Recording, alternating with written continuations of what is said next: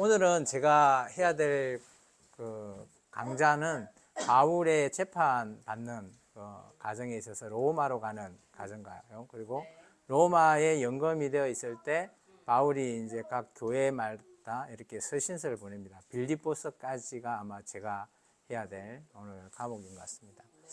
우리 바울에 대해서 전도여행은 뭐 아마 계속해서 이렇게 배웠을 겁니다. 지금 정도 되면 이제 로마 재판으로 가는 22장부터 오늘 이제 끝장까지의 부분인데요. 그 전에 이제 우리가 잠깐 좀 봐야 될 부분은 바울이 이제 전도여행 도중에 마지막에 로마서를 보내고 그 위에 이제 다시 이제 돌아가기 위해서 배편으로 가기 위해서 준비하고 있는데 유대인들이 살해의 음모로 살해 음모를 이렇게 듣고 실제 배편으로 가지 못하고 육로로 이제 가게 되는 이 부분이 이제 21장까지의 내용들입니다. 이제 이 부분이 왜 중요한가 하면 이제 바울이 자기 생각으로는 이제 내가 어떻게 됐든 간에 유대계 유대인의 타겟이 되고 이제 내가 이번이 마지막일 수도 있다 이런 생각까지 본인도 생각하고 있는 것 같아요. 그래서 이제 기존에 2차 선교여행을 가서 그곳에서 세웠던 교회마다 들려서 이제 바울이 마지막 어떻게 보면 고별 설교 비슷한 그런 설교들을 하게 되죠. 우리가 잘 아는 드로아의 집회에서는 유두고라고 하는 청년이 떨어지는 그런 부분도 좀 봤고요. 그리고 이제 밀레도 정도에 가서 에베소에 있는 장로들을 다시 특별히 초청을 해서 마지막이다 생각하고 바울도 그렇게 생각한 것 같아요. 이제 예루살렘에 가면 내가 죽게 된다라는 것을 바울도 성령님의 말씀에 의해서 이거 큰 환난, 핍박이 있을 거다라는 것을 전해 듣게 되잖아요. 그러다 보니까 바울도 이제 나의 이 땅에서 사명이 마지막이겠다라는 그런 생각으로 기존에 에베소 교회를 세워놨고 그 교회에 이제 지금 책임지고 있는 장로들을 불러서 마지막으로 우리 이제 밀레도의 이 장로들과의 모임을 보면 정말 마지막 끝날 때 서로 부둥켜 안고 우는 장면들도 나오거든요. 한번 읽어보시면 좋을 것 같고요. 그리고 나서 이제 그곳에서 배를 타고 이제 가이사라로 가게 되고 그리고 예루살렘에 가서 연보를 전달하게 되는 과정이 21장까지 장면입니다. 여기에 이제 성령님께서 바울과 함께 바울에게 하나님의 말씀, 계시의 말씀을 밀레도 정도에 갔을 때 1차적으로 얘기를 하고요. 그리고 가이사라에 갔을 때 이게 빌립이라고 하는 집에 이제 있을 때 아가보라고 하는 또 선견자가 와서 그곳에 가면 정말 핍박이 있고 그곳에서 이제 더 이상 가지 않았으면 좋겠다라는 의미로 계속해서 돌이켜 봅니다. 저는 이제 여기서 한 가지 우리가 조금 봐야 될 부분은 성령님의 뜻, 하나님의 뜻과 이게 내 뜻에 대해서 한번 생각을 해볼 필요가 있죠. 사도행전 21장 11절 12절 보이나요? 작진 않죠? 같이 한번 읽어볼까요? 우리에게 와서 띠를 가져다가 자기의 쑥을 잡아내 성령이 말씀하시되 예루살렘에서 유대인들이 이같이 이 인자를 결박하여 이방인의 성교에 넘겨주리라 하거늘 우리가 그 말을 듣고 사람들과 더불어 바울에게 예루살렘에 올라가지 말라 권하니. 그래서 지금 여기 장소가 지금 가이사라 부분인데 그곳에서 이 아가부의 얘기를 듣고 뭐 여차여차 다른 사람들 계속 성령님의 말씀을 들어보니까 바울이 예루살렘에 가면 환난과 핍박이라고 하면 우리는 죽게 되겠다 이렇게 다 생각한 것 같아요. 바울도 그런 것 같고 그래서 밀레도에서 장로들을 초청해서 그렇게 고별 설교까지 했는데 근데 이제 이게 성령님의 뜻이라면 여러분은 어떻게 해야 될까요? 당연히 성령님의 뜻이면 우리가 따라야 되죠. 가지 마라 하면 안 가야 된다라고 생각하죠. 근데 바울은 이런 생각을 가진 것 같아요. 한번 읽어볼까요? 여기에 대해서 바울의 답변입니다. 같이 읽어볼까요? 바울이 대답하되 여러분이 어찌하여 울어 내 마음을 상하게 하느냐. 나는 주 예수의 이름을 위하여 결박당할 뿐만 아니라 예루살렘에서 죽을 것도 각오하였느니라. 이게 일사의 각오를 이렇게 다짐하면서 마치 안중근 의사가 그런 각오했던 그런 각오를 바울이 충분히 안다. 성령님이 나한테 몇 차례 지금 보통 보면 바울이 이게 가기 전에 아까 얘기했지만 그 수리아 그 배편에서부터 그런 위기가 있다는 얘기를 듣고 성령님이 또 두 차례나 이렇게 얘기를 하다 보니까 바울도 당연히 아는데 바울 입장에서는 이런 거예요. 내가 가서 죽더라도 내가 지금까지 했던 이런 모든 사역, 예수님을 향한 나의 사명 이것을 마무리하는 것이 옳다라고 바울은 생각한 것 같아요. 그래서 우리한테 한번 적용해 볼까요?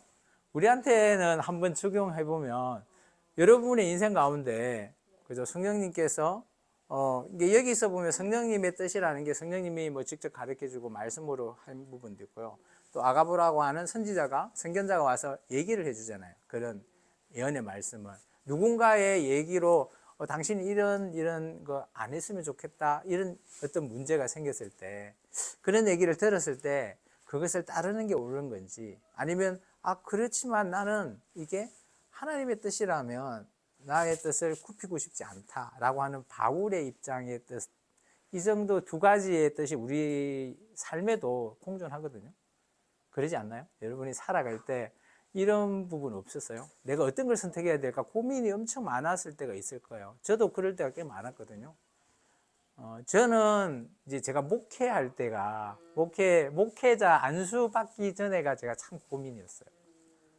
제 같은 경우는 신앙 연조도 짧았고 그러긴 했지만 또 이렇게 목회를 하게끔 하는 내용도 막 어떻게 보면 성령님의 뜻이죠. 막 주위에 있는 목사님들이 보자마자 계속 이게 제가 이제 기도원을 사역을 했잖아요. 기도원에 뭐 매월 이렇게 딴 분들이 와요. 모르는 분들인데도 와도 이제 우리 끝나면 이제 이게 그 봉투 보고 보통 옛날에 그런 걸 많이 했거든요. 꼭 그런 사역을 얘기한 거예요. 목회자 사역을. 꼭 한두 번 되는 것도 아니에요. 해야 될까? 무슨 고민이죠, 저도. 어떻게 해야 될까?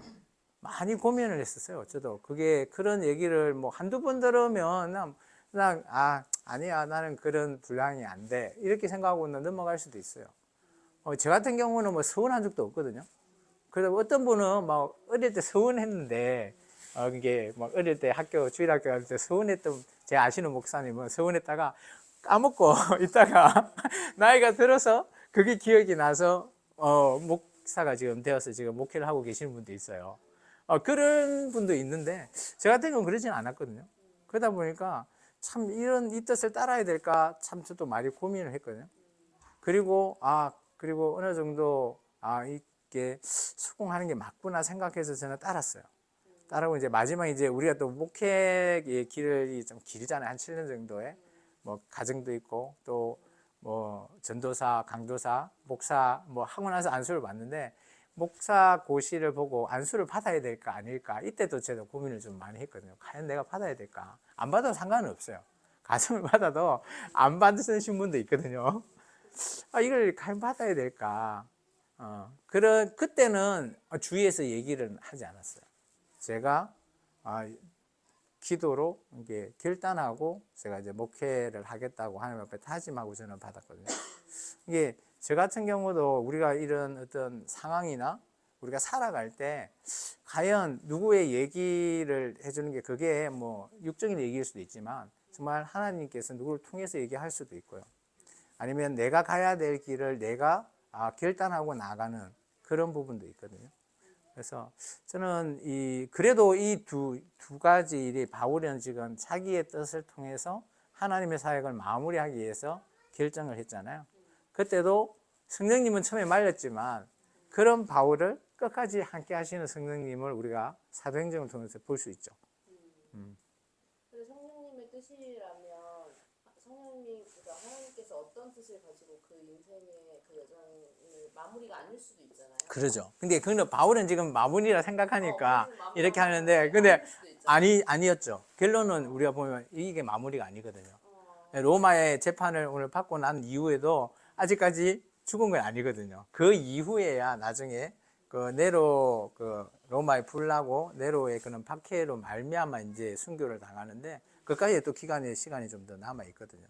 이게 바울은 지금이 이제 마지막이라 생각을 하고 있는 거죠. 그래서 우리의 생각이 물론 바울도 그런 거지만 인간인지라 뭐 우리가 아무리 크게 계획하고 깊게 생각한다도 우리는 또 우리의 또 그 바운더리가 있는 것 같아요. 하나님은 하나님의 큰 계획하심이 또 있는 그런 부분도 없지 않아 있긴 한 것 같아요. 그래서 저는 꼭 이 21장 이런 내용을 읽을 때 과연 나의 선택이 옳았을까 이런 부분도 지금도 한번 생각을 해보거든요. 근데 저는 잘했다고 생각을 해요. 제가 목회자를 안 하면 뭘 했을까? 물론 뭐 다른 일도 했을 건데 뭐 그렇다고 제가 뭐 목회자로서 존경받고 이러고 싶은 이유로 저는 목회자가 되겠다고 결정한 건 아니었거든요. 그런 부분에 있어서는 이제 뭐 가르치고 이런 부분도 전혀 그 당시는 저는 그렇게 생각하고 있지는 않았고, 저는 이제 제 아들 때문에 이제 그런 부분, 그런 쪽 사역을 좀 생각하고 있었어요. 그래서 이제 결단하고 누구를 돕는 일, 섬기는 일 이런 쪽으로 저는 좀 생각해서 이제 결단을 했는데, 또 어쩌다가 보니까 말씀 쪽에 있는 에스라의 사역까지도 같이. 그래서 이제 저의 뜻과 전혀 지금 또 어떻게 보면 물론 뭐 정반대의 길은 아니지만 그게 추가돼서 또 말씀의 이런 사역까지도 함께 하나님이 계획을 하시더라고요. 그래서 아마 여러분의 인생에서도 아마 앞으로 인생이 더 길 거니까 한번 이런 고민이나 이런 때가 온다고 저는 봅니다. 그래서 이럴 때 어떤 것을 우리가 택해야 될까 이런 부분들도 한번 잘 고심해 보면 좋을 것 같고, 근데 이제 바울 입장에서는 뭐 회피하거나 피하거나 이러려고 자기의 고집을 내세운 건 아니잖아요. 만약 우리가 뭐 너 죽어 하면 도망가기 위해서 안 해요 하면서 요나와 같이 그렇게 한 것이 바울의 뜻이 아니다 보니까 아마 성령님이 물론 뭐 도망갔던 요나에게도 하나님께서 끝까지 깨닫게 하시고 돌아오게 하신 분도 하나님이시니까 하나님의 계획하심은 너무 무궁무진하다라는 것을 우리가 여기 있어서는 좀 많이 좀 볼 수 있었던 것 같고요. 바울은 자기의 그것이 예언대로 그대로 이루어지죠. 이제 이때부터 바울이 예루살렘에 도착하자마자부터 바울에게 진짜 환난과 핍박이 생기게 되죠.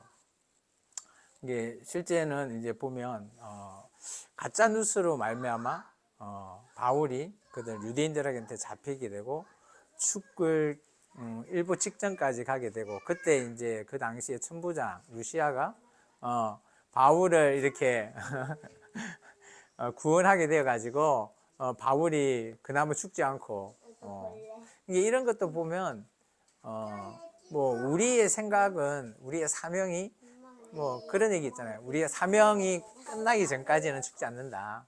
그런 얘기가 참 이런 바울의 일생일대를 통해서 저는 참 너무 좀 감동은 되더라고요. 환란 속으로 깊이 더 빠지게 됩니다. 이때 바울이 2차례 정도 재판 받을 때 2차례 정도 바울이 사도행전 9장에 다메섹 도상에서 예수님을 만나서 회심한 부분을 집중적으로 말하게 되죠. 그래서 22장 8절에도 바울이 그 자기를 죽이려고 했던 유대인 앞에 다시 서서 내가 다메섹 도상에서 예수님을 만나고 내가 어떤 일을 해야 되는지에 대해서 다시 그들에게 얘기하면서 그들 앞에 바울의 있던 사역들을 얘기하게 되고요. 그리고 공회에 서서도 바울은 당당하게 얘기하게 됩니다. 이때 성령님께서 너는 로마에서 죽지 않고 로마에서까지 가게 된다라는 그런 또 예언의 말씀도 해주시고요. 근데 아마 유대교 유대인은 바울을 너무 싫어할 수밖에 없죠. 왜냐하면 유대교의 회당에 가서 바울이 그죠, 요즘 같으면 신천지가 하는 짓 같은 그런 짓을 해버리죠. 그 유대교에 있는 많은 사람들을 끄집어내거나 아니면 유대교에서 잘 믿는 그 이방인 헬라인들을 데리고 와서 교회를 조직해서 빼나가는 거니까 어떻게 보면 유대교 입장에서는 바울교가 이단교나 마찬가지인 거죠.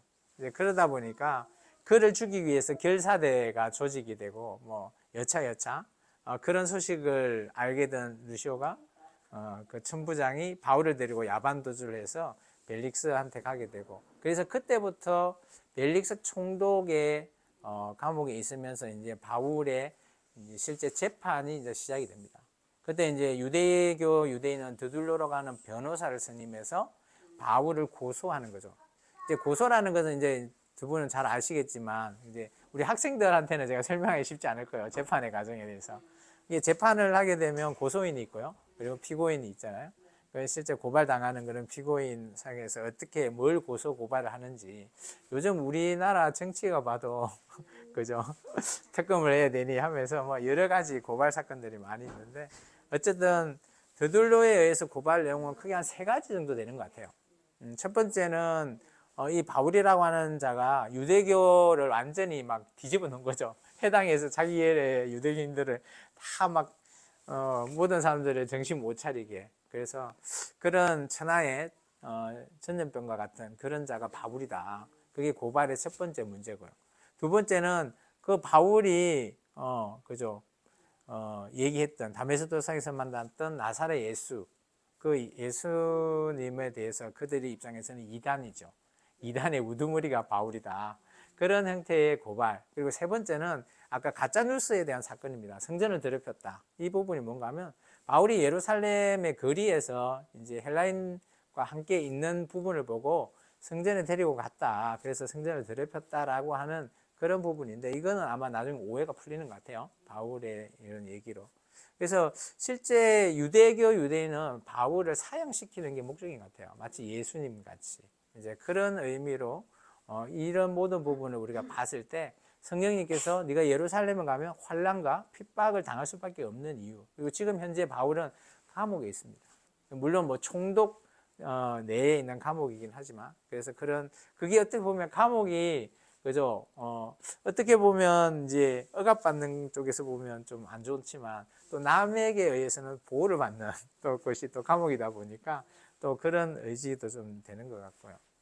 그래서 실제 이제 바울은 이 2년 정도 가이사라에 있을 때 총독이 2분이 바뀝니다. 첫 번째는 벨릭스라고 하는 총독에 의해서 좀 전에 얘기했던 그런 내용들을 하게 되고 아마 이 벨릭스 총독도 바울의 이런 고발 고소장을 봤을 때 큰 문제가 안 된다라고 생각을 했던 것 같아요. 왜냐하면 이제 앞에 유대교에 대한 연병 같은 문제는 그죠 로마의 총독 입장에서는 별 관심이 없죠. 자기들 종교니까 그건 자기들 알아서 하는 거지. 이게 뭐 고소 내용은 아니다. 두 번째 나사렛 이단의 개수 그거에 대해서도 어떻게 보면 이것도 그 유대교 큰애들이 바울을 칭하는 그런 내용이다 보니까 실제 로마나 이런 것에 전혀 그죠 악영향을 미치는 그런 고발 내용이 아니죠. 로마 입장에서 봤을 때는 로마에 타격을 주거나 로마에 좀 안 좋은 그런 것들을 하는 어떻게 보면 열심당 같은 우리나라 같으면 옛날에 안중근 의사 같은 독립군들이 했던 그런 사람들이 감옥에 갇혔을 때 고발 내용 정도 돼야지 로마 사람들은 아 이건 당연히 죄인 맞네 이렇게 하지만 이 정도 가지고는 전혀 뭐 우리하고 상관이 없고 유대교 뭐 유대인들 그들 입장에서만 뭐 어필되는 문제다 이렇게 생각하는 것 같아요. 그러면 풀어줘야 되는데 이 벨릭스가 바울한테 살짝 풀려가지고 돈도 요구해보고요.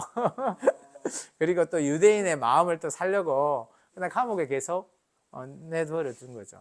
이러다 보니까 바울은 이제 그 감옥에 있는 상에 함께했던 누가가 이제 자유로워지면서 아마 누가가 이런 기존에 바울과 이제 함께하지 않다 보니까 누가복음을 이렇게 쓰여지지 않았나라고 보통 추정해 봅니다. 이게 누가복음 1장에 보면 우리에게 이루어진 사실을 토대로 해서 쓰여졌다 했잖아요.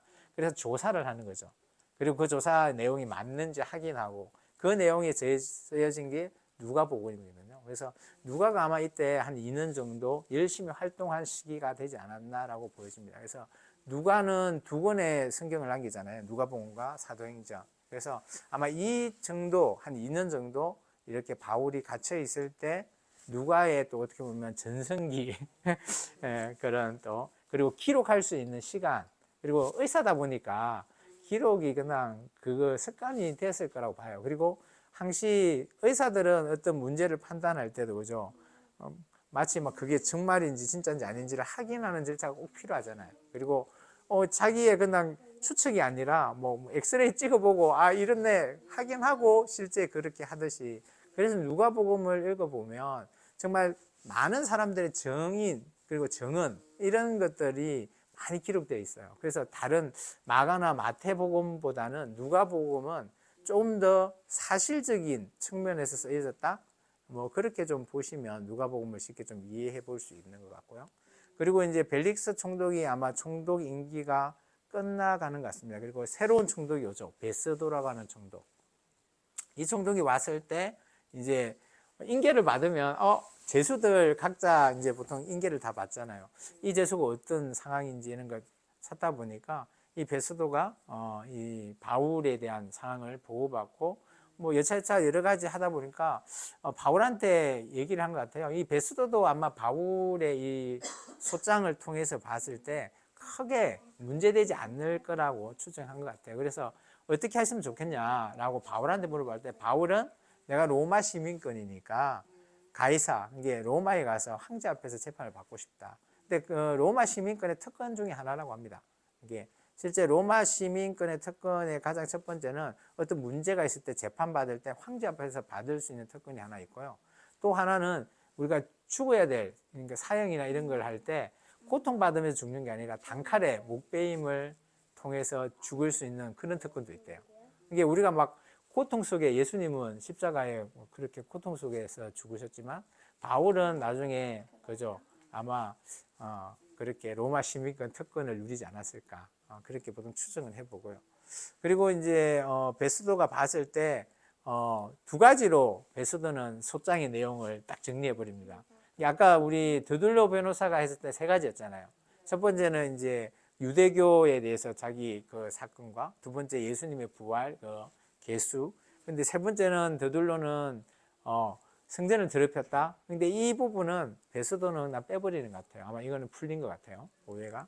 그리고 나서 이제 아그리빠 왕이나 이런 사람들 다시 바울에 대해서 한 번 더 다시도 듣고 싶다라고 했을 때 같이 신문해보고 실제 무죄의 판결이 날 수밖에 없는 그런 내용인데 그래도 이제 자기가 황제한테 가서 재판을 받기를 원했기 때문에 그래서 실제 우리가 잘 알고 있는 로마의 재판 과정을 우리가 보게 됩니다. 이 아그리빠 왕 앞에서도 바울이 회심했던 내용을 다시 한번 설명하죠. 다메섹 도상에서 만났다. 그래서 사도행전은 바울의 회심에 대한 내용이 세 차례 등장합니다. 9장과 20장 그리고 26장에 등장해요. 그래서 왜 그런가 하면 사도행전에서는 아마 바울이 물론 다른 사도로 베드로 사도도 중요한 위치에 있지만 하반기 장에는 바울의 특히 중점으로 두고 바울에서도 가장 핵심적인 내용은 바울의 그 회심의 사건 그 부분이 가장 중요하고 그게 바울의 사역과 연관이 되기 때문이죠. 그리고 바울의 일생일대가 그 예수님을 만났을 때와 만나기 전과 후가 완전히 달라지고 그 사역을 완전히 나중에 그죠 마무리해지는 그런 내용까지 우리가 볼 수 있기 때문에 참 이 회심에 대한 부분은 좀 중요하지 않겠나라고 보여집니다. 로마의 재판하는 로마로 가는 길을 한번 볼까 합니다. 예루살렘에서 이제 실제 배를 타고 이제 가게 되죠. 그레데섬에서 이건 많이 좀 바뀌었지만 유라굴로라고 하는 뭐 회오리 바람, 미친 바람 뭐 이렇게 얘기하는데 막 정신없는 그런 건가 봐요. 요즘은 동덕선이 있는데 그 당시는 이제 바람을 통해서 가다 보니까 그래서 멜리데섬에 뭐 이렇게 다 파선하게 되고 그리고 실제 멜리데섬에서 수라구사를 거쳐 레기온, 버디올, 로마에 입성하는 그런 과정이 있습니다. 그래서 바울은 체포되고 가이사라에서 총독과 함께 거의 2년 정도 있거든요. 가이사라에 대해서 우리가 한번 볼까요? 이 가이사라는 지금 보시다시피 잠깐 나왔지만 모래의 분덕이라 버려진 땅이에요. 그런데 이곳을 이 대형의 도시로 만든 것은 바로 헤롯인데, 자 보시죠. 이 조각상에 발 하나가 이만하니 이 발을 가진 조각을 한번 상상해 보세요. 오늘날 이 가이사라에서 가장 볼만한 것 중에 하나가 바로 이 원형극장입니다. 보시죠. 에돔 족속이 이런 걸 잘 만들어요. 그래서 헤롯 그런 뭐 이렇게 성전도 뭐 마찬가지고. 이 헤롯 왕인데 헤롯 왕 이후에 비잔틴 시대 때까지 수백 년 동안 한 이제 400여 건축에는 일가견이 있다고 하더라고요. 에돔 족속이. 그런 그 공연장으로 사용됐었고요. 지금 이곳에서도 뭐 수많은 건물이 남아 있는데 바로 이곳이 이제 빌라도 총독이 머물렀던 관제인데 바로 이겁니다. 빌라도의 그 역사적 존재를 증명하는 거예요. 지금 항공 촬영을 통해서 보시다시피 순간이 정말 아름다워요. 예, 아름다운 지중해와 거기에 이 건설된 도시 규모가 대단한데 사도 바울이 이곳에서 그 벨시스 총독 앞에서 재판을 받잖아요. 아, 예. 그곳입니다. 바로 이곳이 빌라도의 총독 관저 이후에 네. 이제 비잔틴 시대 때까지 이제 궁이 있던 곳인데요. 이곳이 바로 지중해에 접해 있어요. 이곳이 이제 헤로당에 만든 전차 경기장이에요. 저 끝까지 폭이 길이가 250m. 참 이런 데 가보면 여기는 유적지가 그래도 잘 보관이 잘 돼 있나 봐요. 그렇죠. 꽤 볼만한 것 베너의 같아요. 그 장면이 네. 로마 시대 때 전형적인 바로 요것이 영화 베너, 교회입니다. 그런 전형적인 장면들. 교회 앞 재단을 보고 계시고요. 네. 또 바닥을 보시게 되면은 모자이크가 굉장히 잘 보세요. 네. 비잔틴 시대의 특징이라고 할 수 있는 그렇죠. 모자이크를 또 저희가 여기서 확인할 이거는 수 이제 그 있는데요. 이후에 비잔틴 문화 모자이크로 들어왔을 때 그런 이 부분이고요. 교회가 장식이 되고 또 이 지중해가의 아름다운 보시죠. 정말 아름다운 지중해가에 계속해서 있었던 이제 가이사라를 가이사라의 떠나보겠습니다. 교회. 그래서 이제 여기는 이제 크레토스 섬이라고 하는데 여기 이제 마노아라고 해서 우리 항소불 뭐 그런 그 미노아 예 그쪽 부분이거든요. 예 맞아요. 그쪽 부분인데 우리가 이제 이 그레데 섬을 찾게 되면 이라클리온이라고 하는 이제 공항과 항구 도시 도착을 했는데 네. 그곳에서 5km 내륙으로 들어오게 되면 벌써 어, 이 많은 상점을 통해서 미궁이라고 하는. 관광지라는 것을 네. 알게 되는데 근데 실제 보면 뭐 사실 원래 크기는 뭐 크게 크노소스 굉장히 큰 예. 미궁인데 근데 실제 보면 유적지 보면 별로 미궁 같지가 않아요. 아침에 도착하든 오후에 도착하든 근데 여기가 항공 그렇게 이렇게 관광지로 지어져 유명하다고. 있는 그레데 최고의 관광지이면서도 유럽의 아주 그 최고의 관광지 중에 하나가 이 그레데 섬이고요. 여기서 입장을 어, 하기 위해서 줄을 서 있는 굉장히 모습이네요. 비싸요. 여기가요? 여기 정확하게 잘 모르겠네요.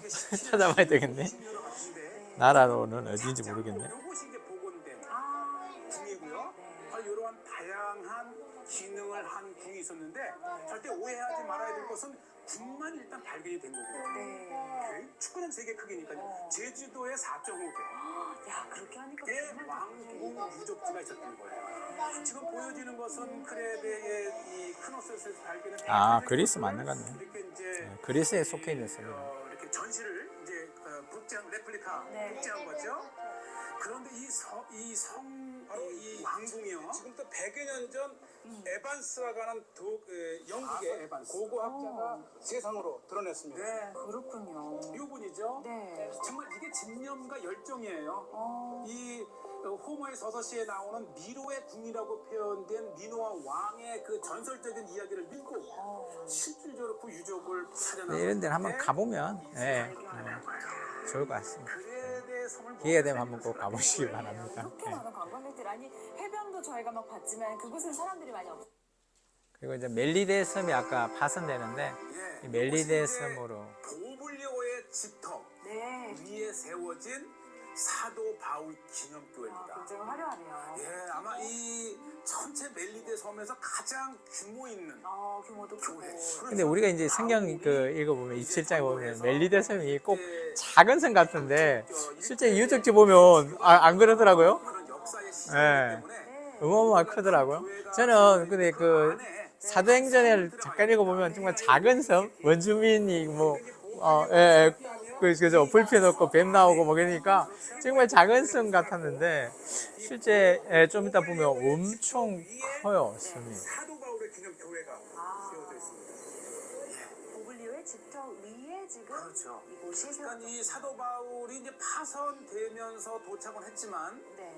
이 섬에서 이제 뱀에 물려도 이게 죽지 않고 유독 이제 많은 보블리오가 마치 이제 예수님을 영접하면서 이제 아버지가 그냥 병을 교회가 먹는데 세워집니다. 자꾸 요거부터 보시면 이 양쪽에 시계가 두 개가 있는데요. 그러네요. 지금 요거는 우리의 이제 12시간 시간을 가리키지만은 네. 요 전에 이 왼쪽에 있는 것은 12달력입니다. 그래요. 저 네. 1월, 2월 2월, 3월 이런 그 것들. 계절 달력이에요. 네. 그를 시계로 이제 만들었고, 그렇군요. 예, 이제 여러 역사 속에서 이 멜리데 섬이 전쟁의 흔적이 있었기 때문에 포도 보이지만 네. 그 안에 들어가면 야, 굉장히 대리석 같은 것들로. 네.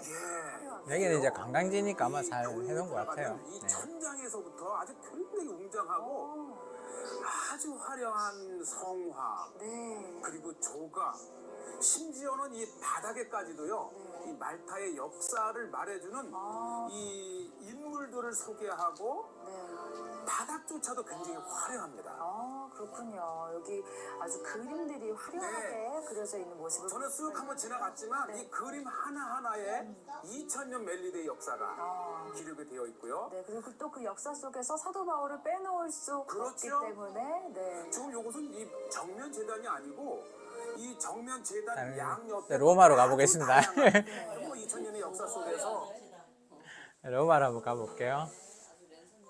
네. 자 이제부터는 이제 죄송합니다. 뭐야.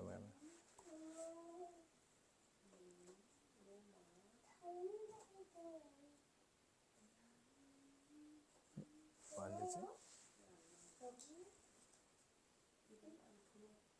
아, 이분이 이강근 목사님이라고, 예. 이분이 이제 저쪽에 이스라엘 쪽에 있다가 계시는 분이에요. 그래서 이분이, 예. 엄청,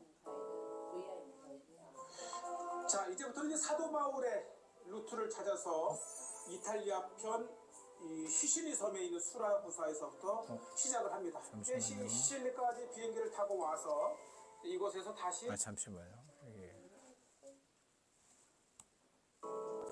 왜 안 바뀌지? 자 이제부터 바뀌어야 되는데. 사도 바울의 아, 이러면 안 되는데. 잠시만요. 제가 주겠다가.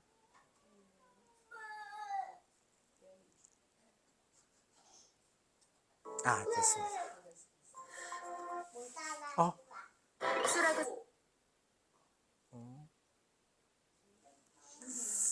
이상하네.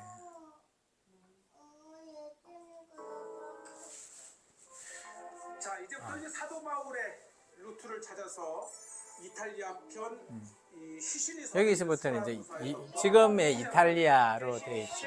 아까 그리스 쪽에서는 이제 이탈리아 쪽으로. 예. 수라구사까지 한 이게 아까 우리 지도를 보면 밑에 수라고사 멜리데에서 바로 그 이탈리아 시칠리아 반대 위에가 바로 처음 도착한 데가 수라구사라고. 하게 이 오밀조밀 들어선 이곳이 그 유명한 가보셨어요 혹시? 이 수라구사 헬라 시대 때는 물론이고 로마 시대 때까지 바로 이 수라구사가 아프리카 이집트에서 이 로마 이 유럽을 연결하는 백길이 지나가는 이 중개항으로 유명합니다. 2000년 전 로마로 가던 항해길에 잠시 정박했던 수라구사의 지금의 모습입니다. 사도 바울이 이 도착했을 당시에 이미 이 수라구사에는 이 유대인 공동체가 있었고 또 그 유대인 공동체 로마에는 유대인들이 많이 살고 있었어요. 네로 박해 때 처음에 1차가 그 불 났을 때 1차 그 타겟이 유대인이었거든요. 근데 유대인이 기독교로 바꾼 거예요. 그래서 실제 바울과 베드로가 희생양이 된 거죠. 기독교로. 그리고 유대교는 로마에서 공인된 종교였어요, 그 당시. 근데 이제 기독교는 그렇지 않고 나중에 그 313년 그때 공인이 한참 후에 공인이 되죠. 10차례 박해 이후에. 이제 그런 부분들이 조금 차이가 좀 있고요. 공동체가 있었다고 하는 그 증거가 바로 이 미크베가 바로 이렇게. 자, 그 이제 미크베 이 섬에서도 물이 나요. 그거 중요하지 않습니까? 예, 이 섬인데 그 넘어가 볼게요. 섬인데 다시 시시. 수라구사에서 근데 로마까지. 여기 갈 때 이제 길이 있는데 거기 아피아가도라고 하는 길이 있대요. 이제 그 길이 지금도 함께 이게 지금도 여기 그 유튜브 찾아보면 아피아가도 이렇게 치보면 여기에 걸어가도 하고 뭐 달리기도 하고 자전거 타고 가고 뭐 이런 사람들이 많은 사람들이 있더라고요. 로마에 도착한 사도 바울이 이태 동안 머문 셋집 위에 세워진 교회까지 생생한 은혜의 사역 현장을 직접 체험하러 지금 출발합니다. 자, 사도 바울의 로마 행을 따라가던 성제가 좋다. 드디어 이제 로마에 오늘 입성을 합니다. 이제 이 로마에 다가갈수록 인근에 아피아 가도, 아피아라고 하는 정말 고대길을 오리지널로 보존한 10여 킬로의 코스가 있습니다. 오늘은 이곳부터 시작을 하고요.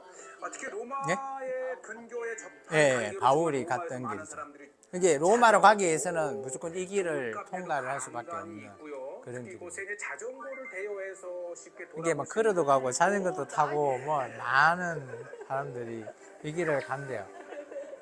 네, 아주 쉽게 이 전체 10여 킬로를 돌아보기 위해서 자전거를 타고 오기도 하지만 또 이렇게 자전거를 대여해 주는 곳도 있고요. 자, 드디어 우리가 자전거를 대여하고 아피아가도 로마 입성을 시작합니다. 네, 자전거 2대를 빌려서 이렇게 저와 함께 이제 이 옛날 길이니까 그래서 이게 이제 요즘 길은 뭐 때문에 도틀도틀해서 사도 바울 시대 때에 자전거가 있었더라면 얼마나 좋을까. 비록 도틀도틀하지만 그래도 걸어가는 것보다는 빠르고 현대의 사도 바울의 루트를 따르는 사람들에게 이게 또 구글팀에서도 360도 카메라로 아피아 가도를 주위가 경관이 그렇게 좋다고 합니다. 우리가 접하게 되지 않을까 생각이 되고요. 특히 이제 참 정겨운 풍경들이 참 많습니다. 아직까지도 교외이기 때문에 그런데 갑자기 수십 마리 양들이 양들도 막 난무하고 요 강아지 세상에도 저 많은 강아지 하나가 그러니까 양들이 그냥 놀래가지고 보이시죠? 네, 바로 요 주인공이었어요. 네. 로마로 들어가 보겠습니다. 양은 양입니다. 강아지 한 마리가 여기가 이제 로마 부분인데요.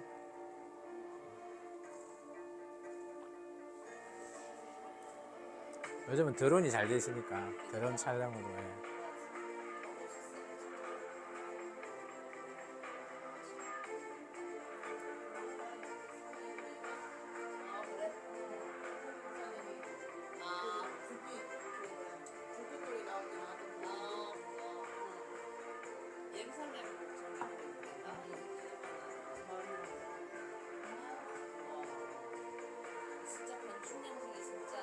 그러죠. 멋있죠. 예. 그게 또 잘 보존됐다는 게 참 부러운 거예요. 우리나라는 좀 그러지 않은 것 같은데 너무 잘 보관되어 있고 그런 것들이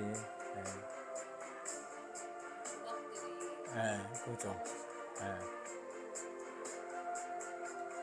이게 이탈리아도 가보고 싶긴 해요. 로마.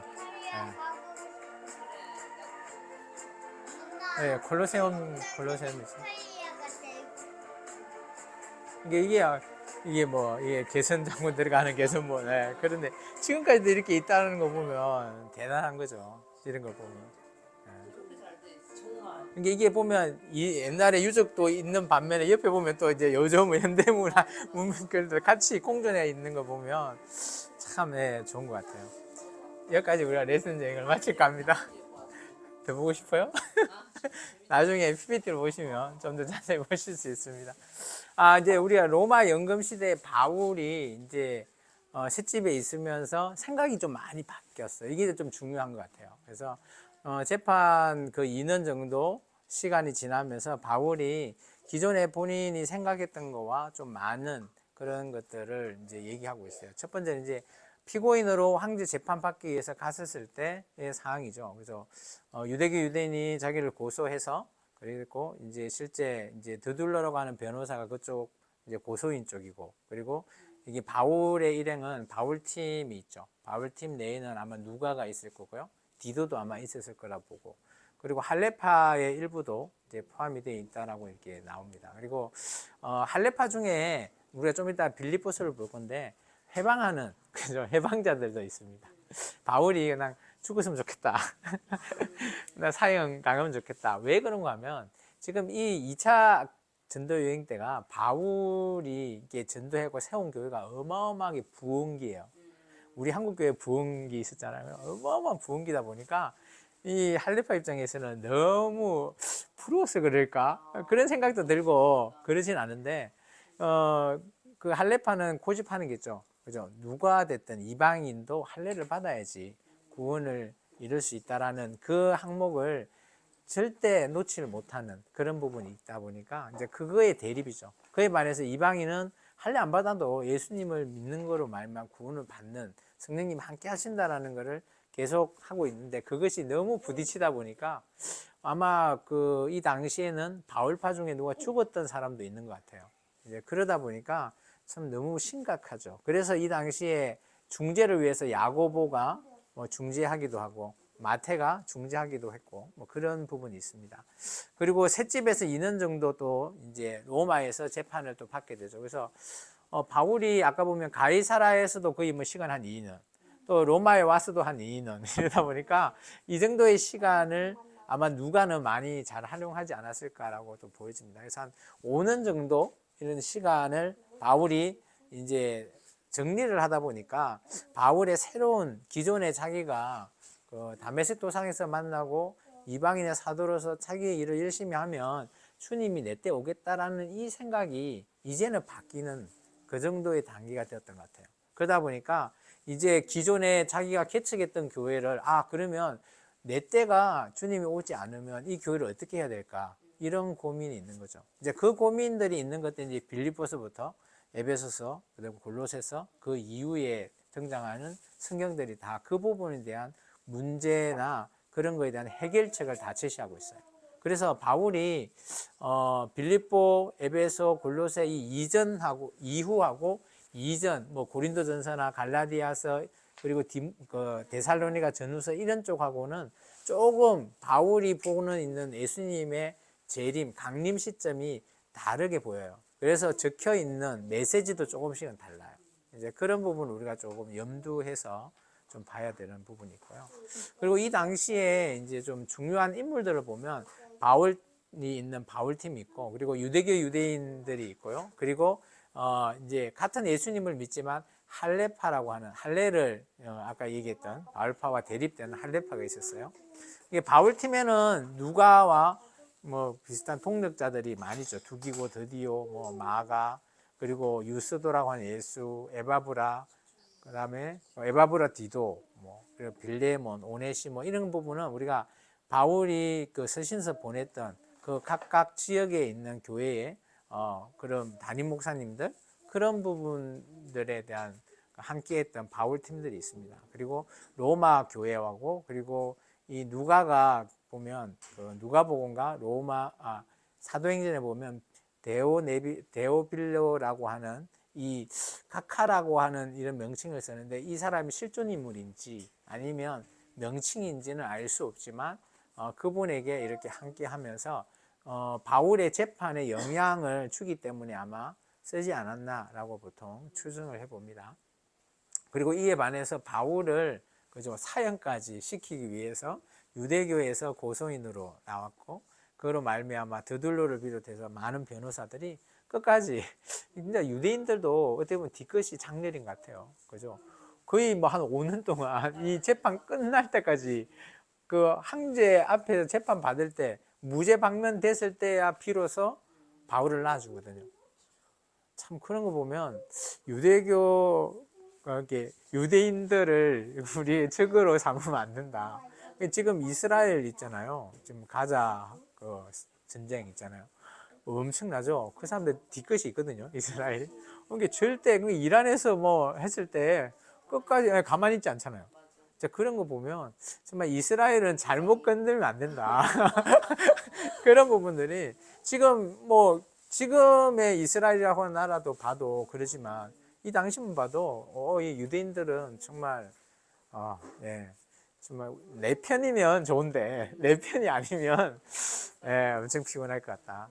그리고 이제 할례파가 등장하는데 이 할례파는 나중에 이제 우리가 빌립보서 1장에 보면 그죠 조금 여론을 잘못 조정을 하고 그죠 그 각 교회마다 이방인과 함께 있는 교회에게 잘못된 정보를 제공한 거죠. 요즘 같으면 이단이라고 해야 되는데 이 당시는 그렇게 말은 하고 있지 않죠. 예수님을 믿는 내에서 의견이 다른 그런 내용이죠. 이제 그런 부분의 문제다 보니까 쉽게 말해서 이제 이단이라고 하지 않는 거. 요즘 같으면 정통 내에서도 그죠 장로회가 있고 뭐 순복음, 뭐 감리교 이렇게 나눠지는 그런 내용을 자세히 보면 그죠? 어디에 중점되어 있냐에 따라서 그런 분파들이 좀 나눠지거든요.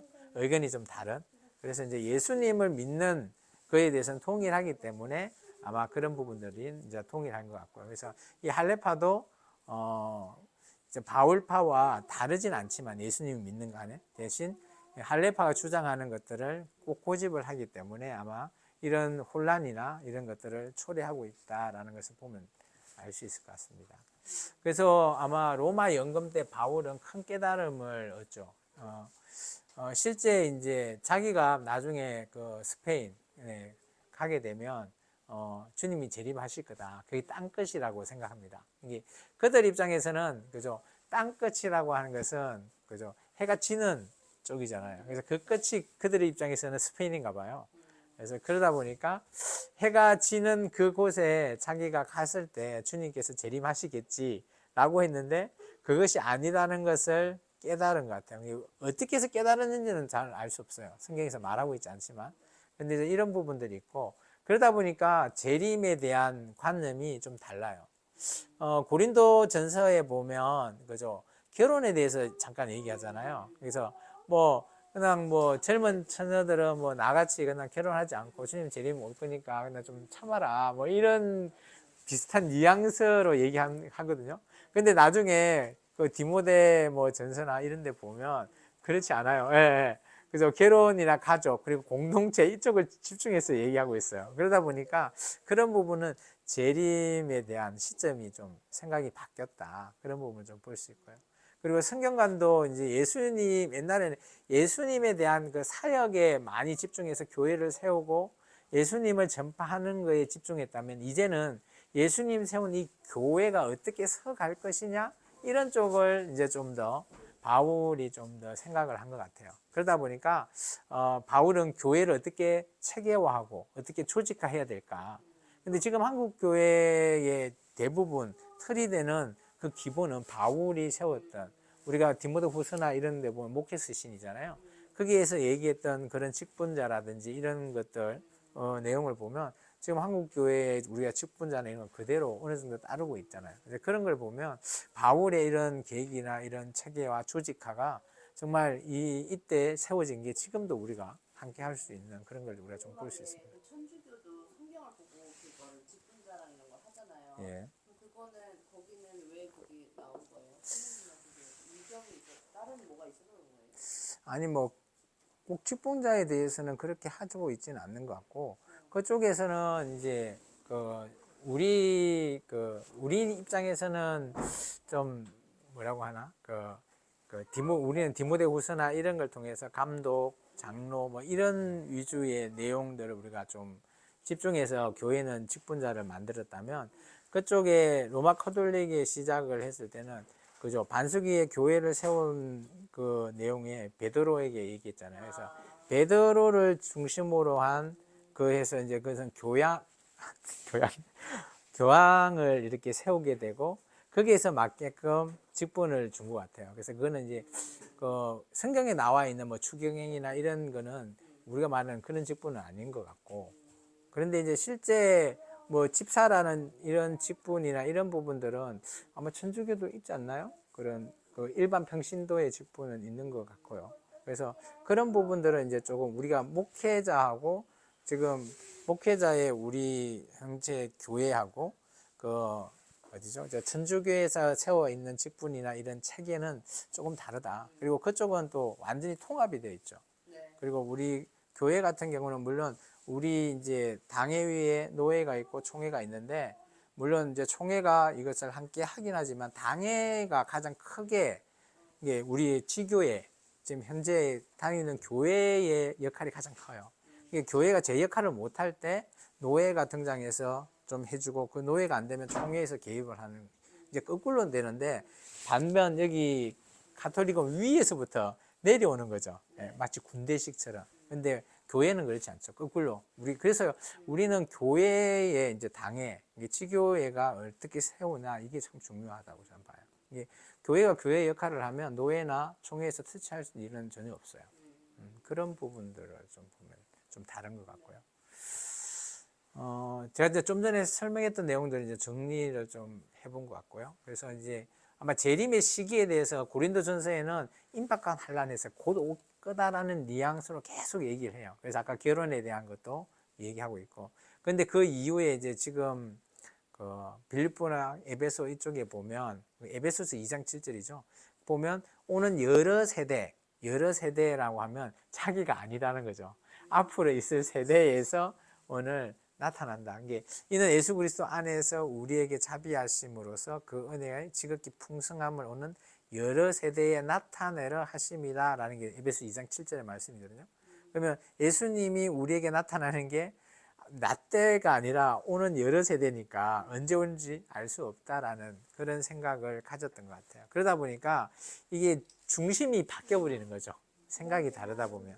그러다 보니까 결혼관도 달라지고요. 그리고 교회가 옛날에는 바울은 차비랑으로 막 천막 짓는 일을 했는데 이제는 안 되겠다 그거로. 그래서 교회에서 장로를 세워서 또 목회자에게 사례비를 줄 수 있는 이제 그런 장기 목회, 조직화 이런 식으로 바뀌어 버렸죠. 그래서 오늘날 교회가 이제 그런 역할을 그대로 따르고 있죠.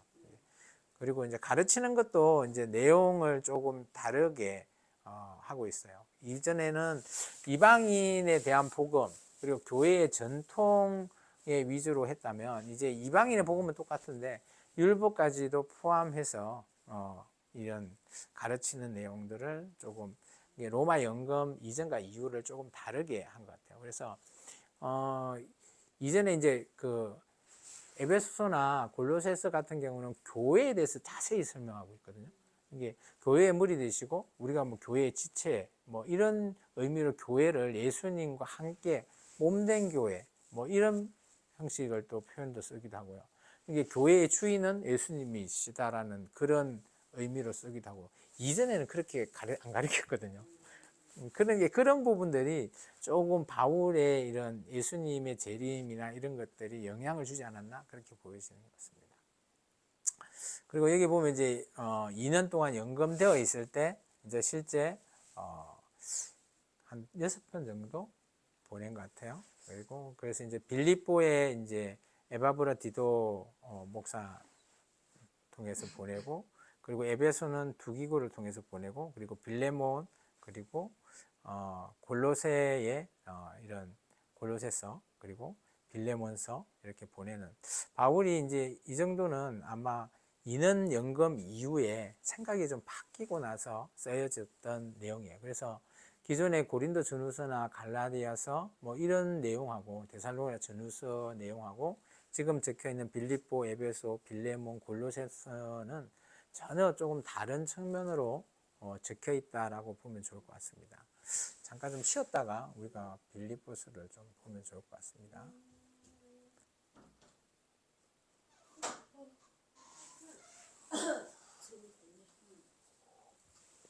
봐도 날마다 새로울까요? 재미있어요? 재밌어요. 제가 목소리 톤이 지금 요즘 날씨가 추워가지고 제가 뭐 코가 좀 맹맹하죠. 자고 일하면 좀 그래요. 감기는 아닌데 힘드시네요. 지금 말을 크게 지금 못할 것 크게 하면 목이 계속 잠겨요. 공부해야 되니까. 네, 공부를 한번 해볼까요? 계속해서. 네. 자, 우리 이제 빌립보서를 한번 들어가 보겠습니다. 빌립보서는 뭐 그렇게 긴 성경은 아니죠. 짧아야 되겠지만 조금 교회 공동체가 싸움이 있죠. 네, 아마 편이 나눠져서 싸우고 있는 그런 상태인가 봐요. 그래서 이제 싸우지 말고 기쁘게 그리고 화목해 달라라고 하는 게 바울이 빌립보서를 쓴 이유인 것 같아요. 그래서 우리가 빌립보서 하면 기쁨 뭐 이렇게 보통 한 단어로 줄이면 기쁨. 근데 뭐 기쁨하면 빌립보 교회가 기쁨으로 넘치나 이렇게 우리가 오해할 수 있어요. 성경을 안 읽어보면. 근데 성경을 읽어보면 물론 바울 입장에서 참 이게 기쁜 이유죠. 왜냐하면 싸우다가 이제 그래도 싸움이 있지만 그래도 열심히 하나님이 일을 하는 걸 통해서 기쁜 그런 것들을 얘기하다 보니까요. 그래서 기쁘게 또 기쁨을 유지하면서 회복해 달라라고 하는 그런 편지로 쓰여져 있습니다. 빌립보 여기가 이제 빌립보. 루디아의 집앞. 예. 우리가 그렇죠. 이게 이건 실제 가수입니다. 목사님이 가수 찍은 영상이라 제가 그대로 가지고 왔습니다. 근데 지금 보통 이제 바울이 16장에 사도행전 16장에 보면 마게도나 딱 건너가잖아요. 그때 이제 기도처에 갔는데 루디아를 만나거든요.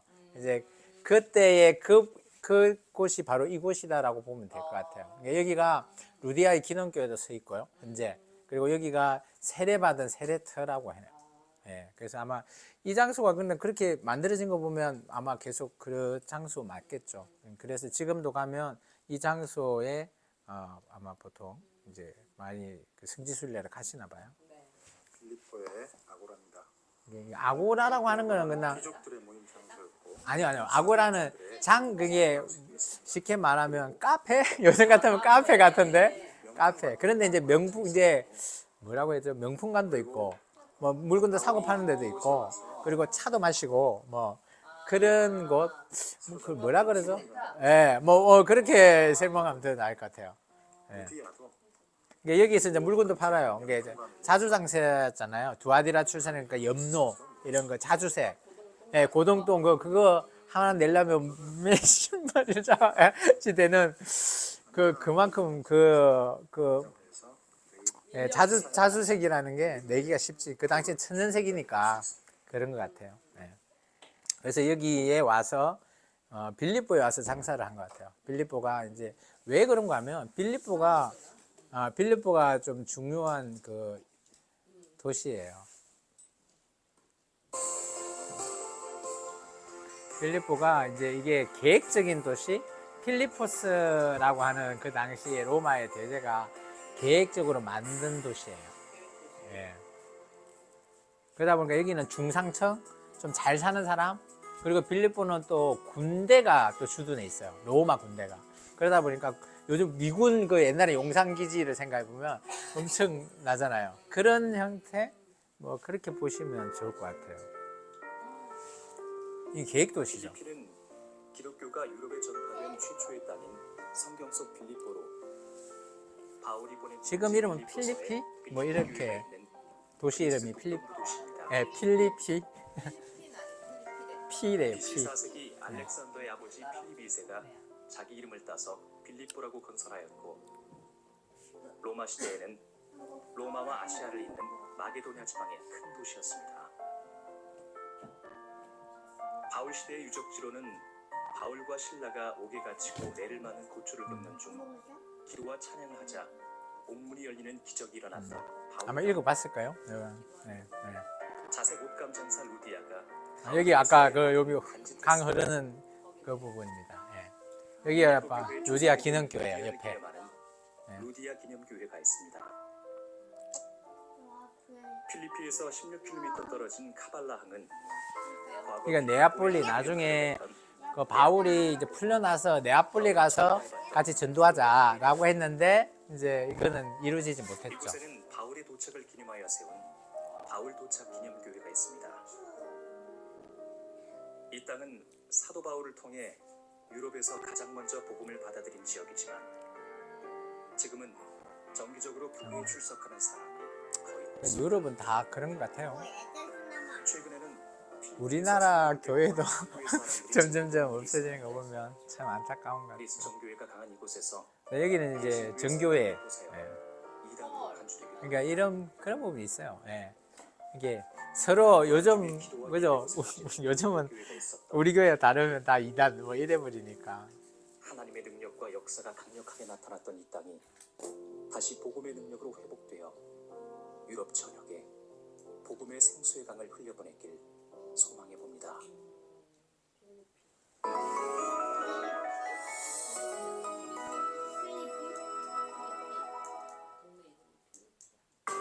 사도 바울의 유럽 선교 첫 전도 지역인 빌립보. 성경에도 많이 언급된 지역인 만큼 그 근데 보면 건물은 어마어마하게 커요. 작은 지역이 이쪽에 아닌 남아 있는 유적지가 잘 되어 있는데 사도 바울 복음의 복음 전도를 향한 사도 바울의 담대함을 느낄 수 있습니다. 특별히 이곳 빌립보는 사도 바울의 복음을 향한 열정과 애정이 터도 보면 다른 데보다 엄청 커요. 네, 엄청 커요. 성지가 좋다. 사도 바울의 복음을 향한 열정이 남아있는 빌립보로 떠나봅니다.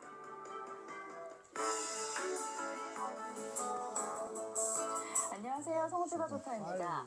사도 바울의 전도 여정을 함께 따라가고 있습니다. 그 여정을 쭉 따라가다 보면 지금의 우리는 과연 어떤 모습으로 신앙생활을 하고 있는지 돌아보게 되기도 하는데요. 오늘도 그 발자취를 계속해서 따라가 보도록 하겠습니다. 성지 전문가 이강근 박사님과 함께합니다. 박사님 안녕하세요. 안녕하세요. 네, 오늘은 계속해서 어디로 가게 되나요? 빌립보. 이게 좀 이분이 지금은 이제 한국에 있지는 않은 것 같더라고요. 예루살렘에 거주해 있고 도착한 이거는 찍은 영상은 한 몇 년 된 영상이에요. 또 이 빌립보 사람들에게 편지를 썼잖아요. 네, 빌립보서로 예, 잘 알려져 하고. 있는. 네. 그래서 이제 우선 이 성경에 네. 보면 16장 12절에 보면 네. 이 거기서 이게 이제 거기라고 하는 것은 지난 시간에 네아폴리 네아폴리에서 빌립보에 이르니 이는 마게도냐 지방의 첫 성이요. 이 마게도냐가 이게 4개의 성으로 이렇게 구분이 되어 있는데 네. 동쪽 첫 성 빌립보에 이어 또 로마의 식민지라. 그러니까 AD 168년에 이게 로마의 식민지가 됩니다. 이거를 중간에 그러니까 뒤로 헬라 넘길 수가 없네요. 같은 것을 이제 로마가 좀 넘기고 되었죠. 싶은데 그리고 이걸 그곳에서 눌러버리니까 건너뛰기를 좀 성에서 안 돼. 이걸 해버리니까 넘어가 버려서 이게 지금 링크로 지금 걸어나니까 이게 좀 단점이 좀 있네요. 사모드라게를 거쳐서 네아폴리에 도착을 했고 그래서 아까도 이게 안 돼가지고 큰 산을 좀 올라갔으면 건너뛰려고 그랬는데 좀 그래요. 빌립보 평원이 형성이 됩니다. 안 넘어갈게요.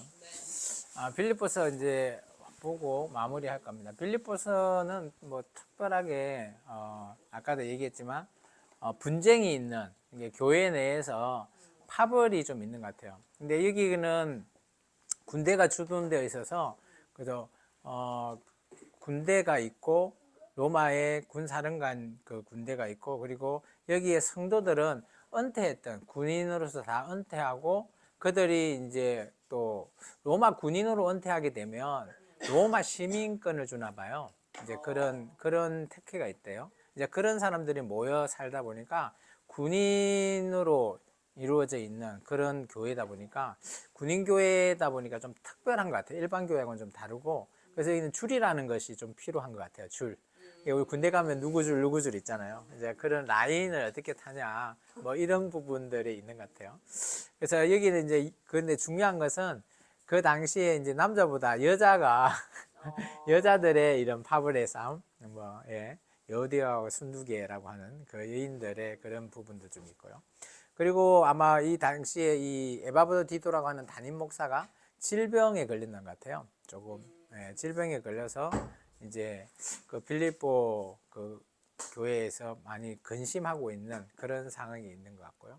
그리고 여기는 이제 또 그 빌립보서에서 이제 중요하게 여기는 것은 바울은 우리가 어떻게 하면 하나님 앞에 겸비하고 소망을 가지냐라는 거에 있어서 그죠?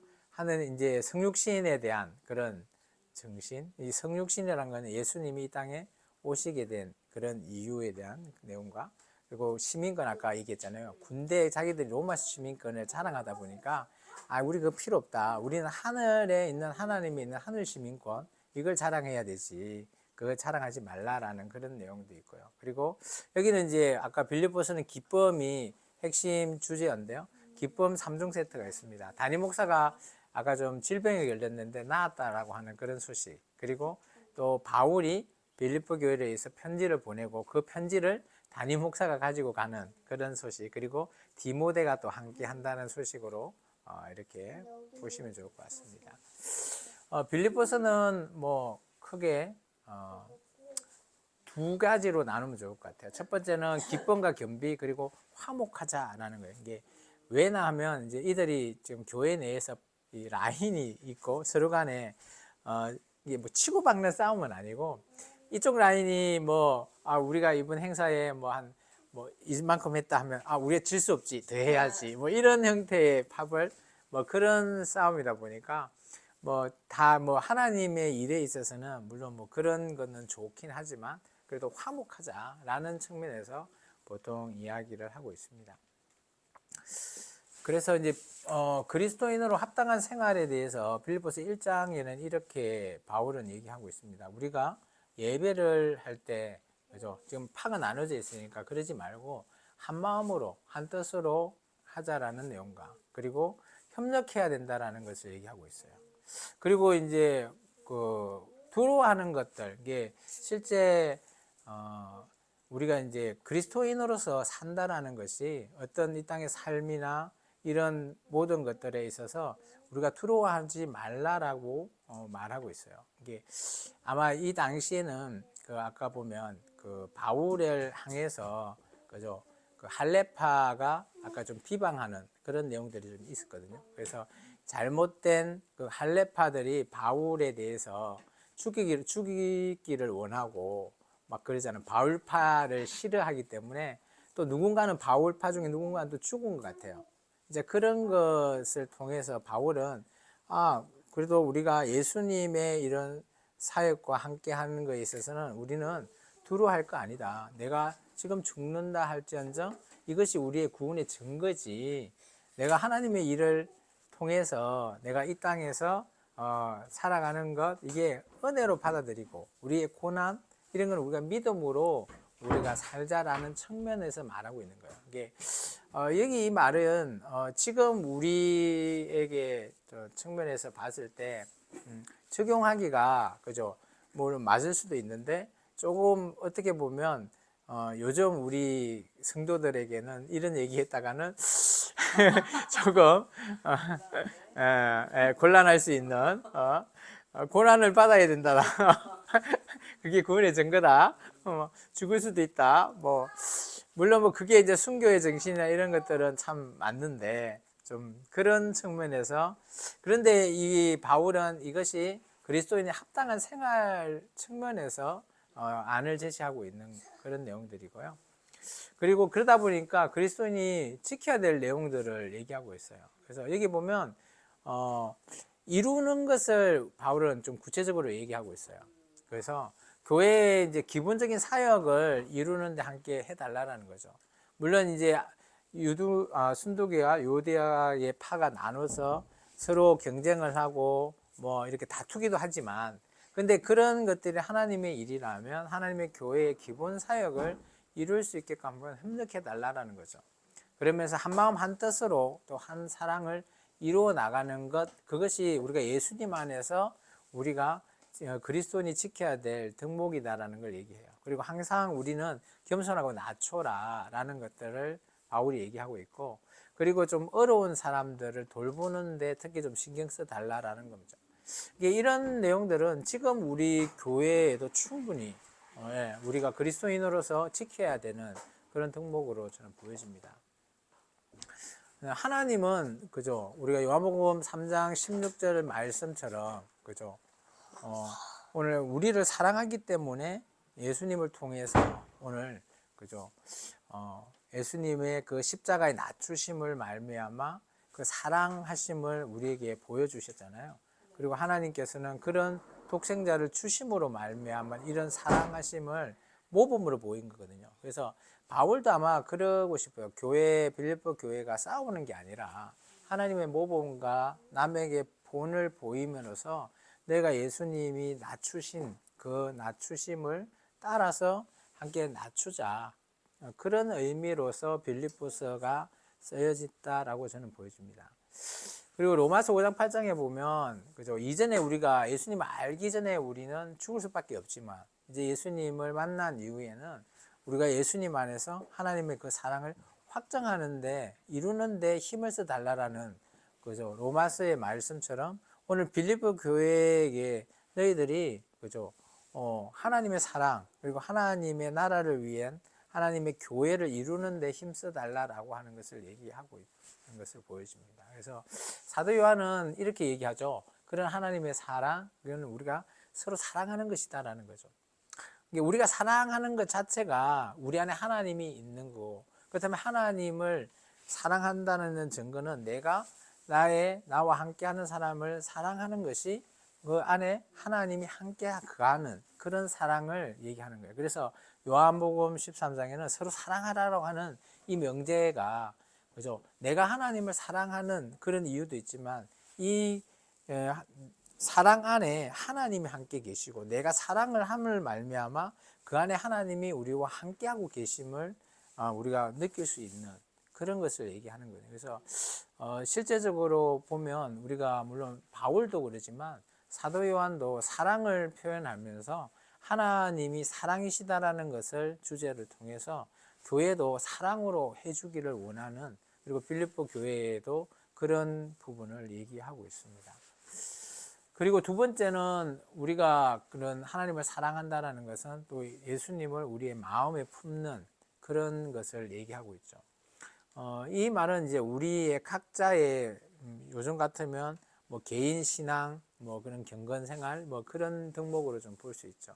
하나님의 말씀 안에 복종하는 것, 물론 이 복종이라고 하는 단어의 뉘앙스는 조금 그러지만, 근데 우리가 하나님이 나의 하나님이라면 당연히 복종하는 건 당연한 것, 뭐 그런 거고, 실제 뭐 물론 인간에게 복종한다, 뭐 이런 것들은 뉘앙스가 좀 맞지 않지만 하나님을 복종한다라는 그런 뉘앙스의 측면에서는 당연한 거다라고 보고요.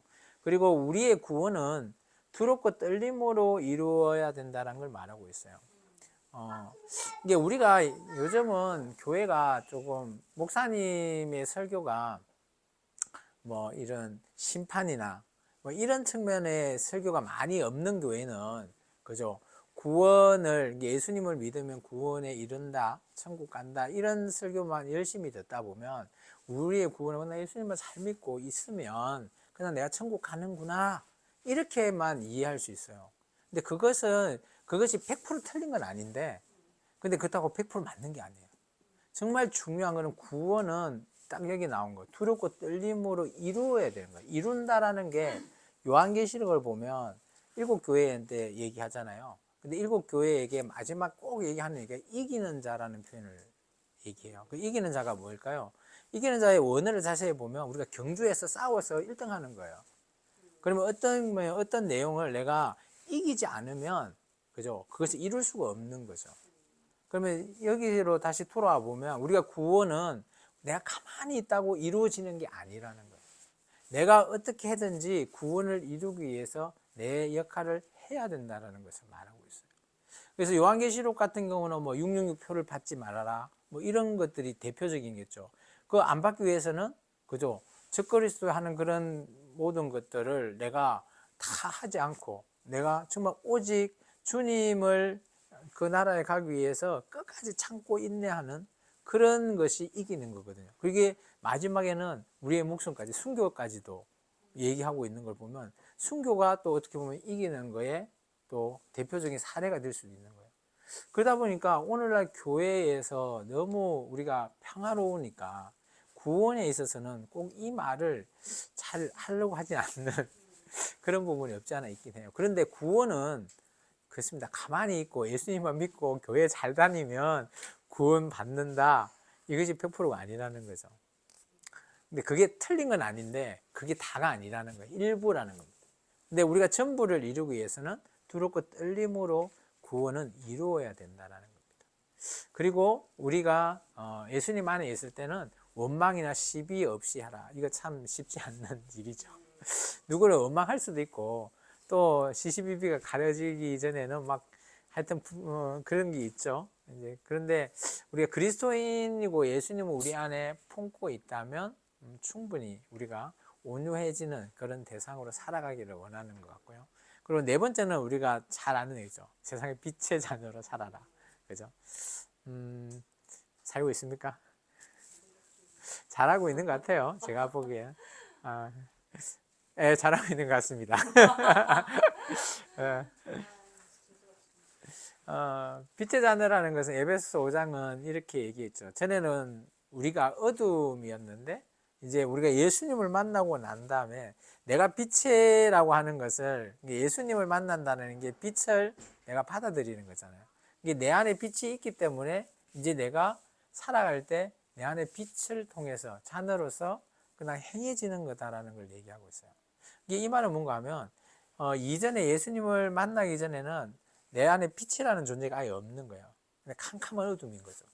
그런데 예수님이라고 하는 빛이 나한테 오므로 해서 이 어둠이 이게 우리 그 창세기 1장에서도 그죠? 태초에 그죠? 빛이 있으라 했을 때 빛이 있을 때 어둠에서 빛이 딱 밝아지듯이 우리 이게 지금 말하면 우리의 몸을 이 에베소는 얘기하는 거예요. 에베소는 교회라고 하는 지체. 근데 그 교회가 성전이 오늘 우리의 또 몸이라고 하잖아요. 우리 자신을 얘기해요. 우리 자신이 원래는 예수님 만나기 전에 어둠이었는데 예수님이라는 빛이 우리에게 오므로 해서 마치 창세기에 하나님이 태초에 그죠? 천지를 창조하듯이 우리가 새롭게 이렇게 바뀌는 그런 부분을 바울이 얘기하는 거거든요. 그리고 아까 말했지만 그 빌립보서는 기쁨. 그러면 그리스도인은 기쁨을 누려야 되잖아요. 기쁨을 누리고 계세요? 네. 항상 기쁩니까? 기쁘세요? 네. 이게 빌립보서 2장은 기쁨에 대해서 이렇게 얘기하고 있어요. 먼저 생명의 말씀을 붙드는 것이 기쁨이다. 이게 내가 말씀 자체를 가지고 살아가는 게 기쁨이다라는 것을 말하고 있거든요. 디모데후서 말씀 한번 읽어볼까요? 또 어려서부터 성경을 알았더니 성경은 능히 너희로 하여금 그리스도 예수 안에 있는 믿음으로 말미암아 구원에 이르는 지혜가 있게 하느니라. 이게 성경 자체가 구원에 이르는 지혜를 우리에게 주기 때문에 말씀을 붙드는 것 자체 그게 기쁨이라는 거죠. 이게 말 그대로 이제 이거 기납이라고 하나 기납적인 적용을 해버린 거죠. 그래서 말씀을 붙들고 있는 거는 원래 이 말씀 자체를 우리가 알면 이게 구원에 이룰 수 있는 길을 제시해 주는 지혜가 있기 때문에 이거를 붙들고 있기 때문에 우리가 구원에 이룰 수 있고 그 자체가 기쁨이 될 수 있다는 걸 말하고 있는 거죠. 조금 복잡할 수도 있죠. 두 번째는 그리스도의 날에 자랑할 것이 있어야 된다는 거예요. 이 그리스도의 날이라고 하는 게 주의 날, 뭐 이런 날들을 얘기하는데 이 자랑한다라는 건 뭔가 내가 자랑하는 게 아니라 그래서 남이 우리를 자랑, 저 사람은 예수 믿는 사람 맞아. 이런 인정을 받는. 그렇습니까? 네, 쉽지 않습니다. 베드로전서 2장 말씀이거든요. 같이 한번 읽어볼까요? 너희가 열방 중에 행실을 선하게 가져 너희를 악행하다고 비방하는 자들로 너희 선한 일을 보고 오시는 날에 하나님께 영광을 돌리게 하려. 이 말이 예수 안 믿는 사람이 우리를 보고 주님 오실 때 저 사람은 인정해주는 인정받는 사람. 베드로가 우리에게 이렇게 하라라고 한 거거든요. 베드로는 베드로 전서를 통해서 이제 2장에 보면 베드로는 우리에게 그래도 마지막 때 한숨만 나오세요? 진짜 그거는 심각합니다. 근데 저는 그렇다고 봐요. 우리가 이제 그 수리 안디옥 교회가 처음에 세워지고 나서 그죠? 바울과 바나바가 세워졌을 때 그 주위에 있는 사람이 그 교회에 다니는 사람한테 그리스도인, 뭐 크리스찬이라고 불렀다 했잖아요. 그 불렀다라고 한번 생각해 봤어요. 어떻게 왜 불렀을까? 그럼 뭔가 달랐기 때문에 불렀을 거 아니에요. 저 사람 그리스도인이야. 라는 것은 그게 자기들이 기존에 했던 거하고 좀 다르게 했기 때문에 그렇게 부르지 않았을까요? 그게 저는 바로 이거라고 보거든요. 베드로전서 2장의 말씀이 똑같아요. 누군가는 우리가 세상에 같이 섞여 있지만 세상 사람과 어떻게는 좀 다른 그런 모습, 이제 그런 모습은 여러 모습들이 많이 있을 거예요. 그런 뭐 선하게 살아라, 착하게 살고 뭐 어떻게 뭐 행동해라 뭐 이런 여러 가지가 있겠지만 남들이 봤을 때도 우리를 봤을 때 우리의 모습이 저 사람은 그래도 뭐 정직해서 그리스도인이야 뭐 이렇게 얘기할 수도 있고 누구는 저 사람 참 착해 뭐 이러면서 인정해 줄 수도 있고 그걸 어떻게 할지는 알 수는 없어요. 근데 어쨌든 간에 우리는 그리스도의 날에 이런 자랑거리 하나 정도는 있어야지 되지 않을까. 그게 이제 우리의 또 기쁨이 되죠. 그리고 믿음의 재물과 섬기는 일, 이거는 뭐 우리 교회에서 하시는 부분. 그리고 전제로 드리는 것, 이 전제라는 게 뭔가 아시죠? 구약의 제사 중에 이제 여러 가지 제사가 있는데 전제는 액체로 부어드리는 제사를 얘기해요. 액체, 이게 뭐 쉽게 말하면 포도주나 뭐 아니면 올리브유 이런 기름의 유를 부어 가지고 하나님께 드리는 제사거든요. 한번 읽어볼까요? 민수기 15장 말씀입니다. 전제로 포도주 3분의 1 흰을 들여 여호와 앞에 향기롭게 할 것이다. 이게 이런 제사 제도는 이제 물론 방법에 따라서 여러 가지 방법이 있지만 이런 제사 제도는 전제로 드린다. 이런 나중에 이제 바울이 자기를 전제로 드렸다라는 표현이 있긴 있어요. 디모데후서에. 근데 이런 표현을 왜 쓰냐? 이게 물론 이건 구약의 제사지만 전제로 드려진다는 건 내 안에 있는 모든 것들을 다 쏟아 부었다 이런 의미를 갖고 있어요. 그래서 바울은 그런 표현으로 자기를 하나님 앞에 내가 다메섹 도상에서 만나고 난 이후에 내가 하나님의 향한 그 사명을 정말 이때까지 이제 그 만메탄 감옥에서 죽기 전까지 전제로 내가 부었다라는 표현으로 썼죠. 이것은 하나님께 드리는 거기 때문에 하나님 앞에 기쁨으로 드리는 거예요.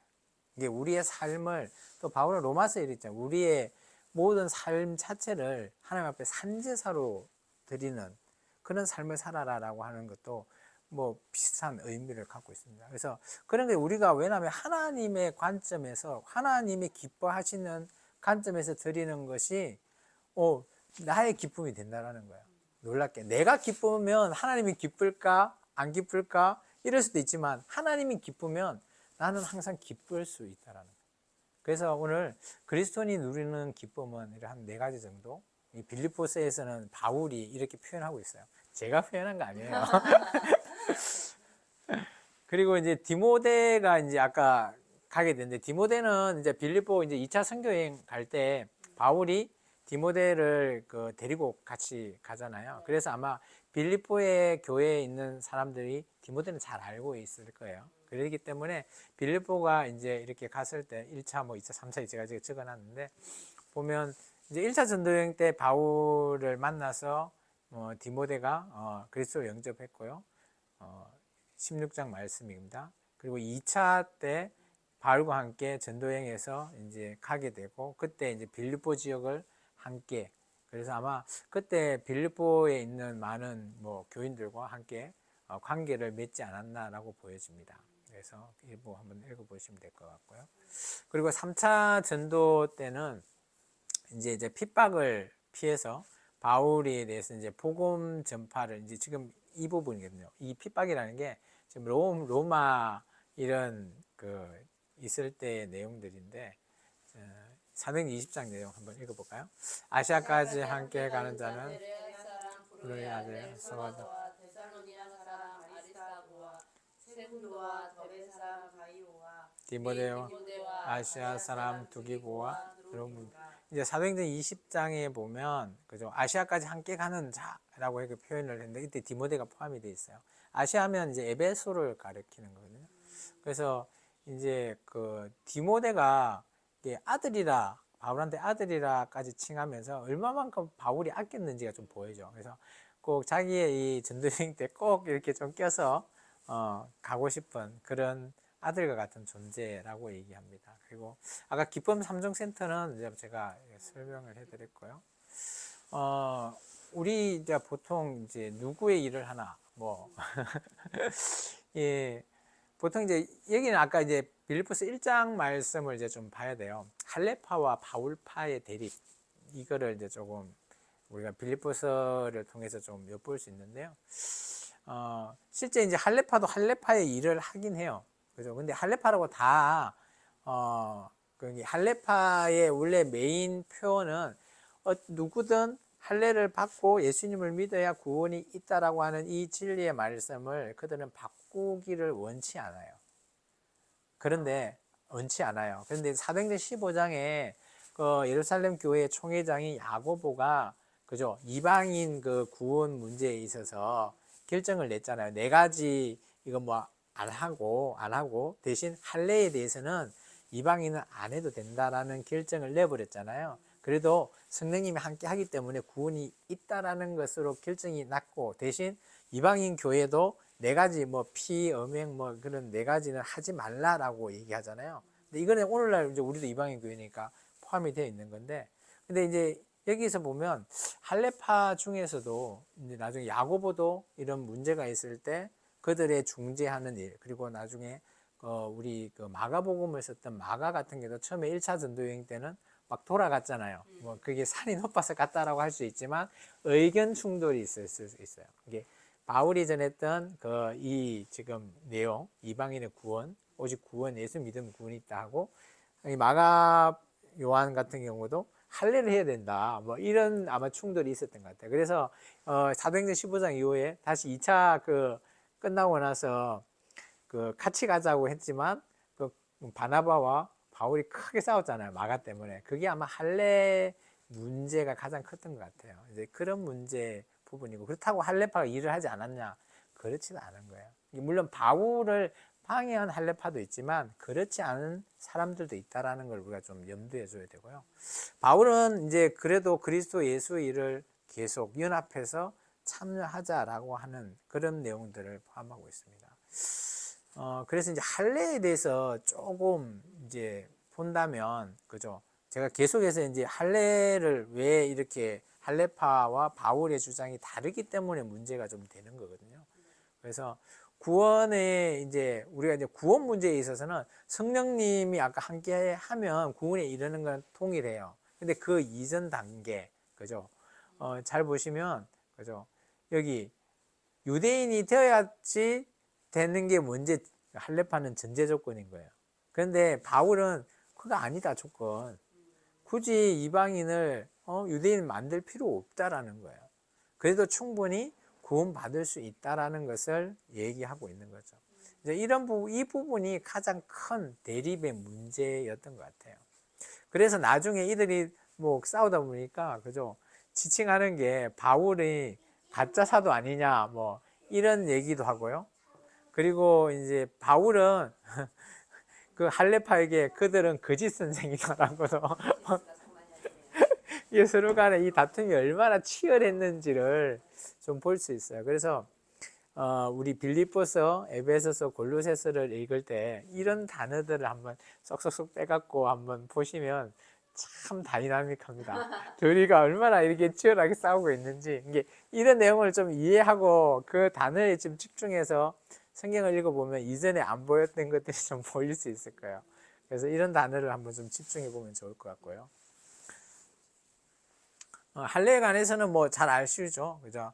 하나님께 처음에 아브라함한테, 그죠? 언약을 위해서 하나님과의 관계, 언약의 그 시작이에요. 할례가 그냥 종교적인 의식이지, 그냥 뭐 우리가 말하는 구원의 의식은 아니에요. 종교적인 의식은 하나님께서 아브라함을 통해서 시작했던 것이고, 뭐 이건 아니고 될 것 같고요. 그래서 이제 할례파 자체도 그럼 자기가 유대인이다 보니까 그 부분을 절대 바꾸려고 하지 않죠. 그렇지만 야고보가 사도행전 15장에, 그죠, 결정을 내리죠. 그죠? 15장에 보면 이방인은 괴롭게 하지 말라. 할례 안 해도 성령님이 함께 하더라. 고넬로 사건이라든지 에베소의 그런 성령님이 함께한 사건을 보니까, 베드로가 뭐 가신 그 백부장 집에 가서 봤을 때 성령님 함께 하는 거더라. 그걸 보니까 우리가 굳이 할례 안 해도 성령님은 누구에게나 함께 할 수 있다라는 거예요. 예수님을 영접을 하면. 그래서 이 부분을 사도행전 15장에서 야고보가 결정을 하게 된 것 같습니다. 근데 이 결정이 야고보의 결정이 아니고 성령님과의 결정입니다. 그래서 성령님의 결정을 통해서 이 부분이 이루어지고요. 그래서 바울이 이제 할례에 대한 주장을 이제 이렇게 얘기하고 있죠. 이걸 한번 17장에 이제 할례에 하도 할례파가 뭐라 하니까 조금 뉘앙스는 좀 안 좋아요. 뉘앙스가 안 좋아가지고 고린도전서 7장 문제 한번 읽어볼까요? 할례자로 부르심을 받는 자가 있느냐? 무할례자로 부르심을 자가 있느냐? 할례를 받지. 이게 뭔가 하면 할례자는 유대인이고 무할례자는 이방인이잖아요. 근데 이게 뭔가 하면 그 무할례자는 제가 죄인이라는 거죠. 이제 이게 그래서 이게 뭔가 하면 이제 할례자와 무할례자에 대해서 이렇게 얘기하는 거죠. 그래서 너희들이 그 할례 필요 없는 것을 얘기하는데, 이게 바울 입장에서는 필요 없다는 거예요. 할례라는 것 자체의 의식을. 그런데 유대인은 할례를 중요하게 얘기한다라는 거예요.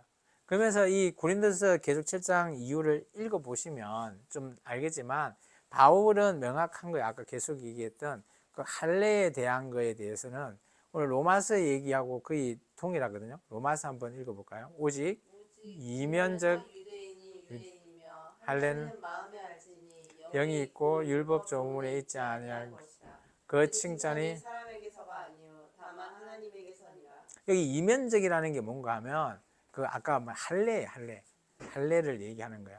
이게 뭔가 하면 이 할례는 그죠? 원래 그 바울 입장에서는 할례에 대해서는 그 기존의 할례파는 그 율법에 돼 있잖아요. 할례를 해라 아브라함에 있는데 할례를 내 마음에 해라는 거예요.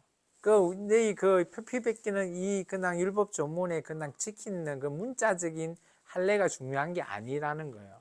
그러면서 로마서에 잘 보면 너희가 할례를 했지만 하나님의 율법을 어기면 그거 되냐? 거꾸로 얘기하고 또 반대로 아니 무할례자가 착하게 율법대로 잘 살면 그들은 구원이 없는 거냐? 뭐 이런 식으로 오히려 반박을 하는 그런 부분들도 나오거든요. 그래서 할례에 대해서 바울은 전반적으로 고린도전서도 그러고 로마서도 그러고 조금 부정적인 의미를 담고 있어요. 그 이유는 제가 아까 얘기했죠.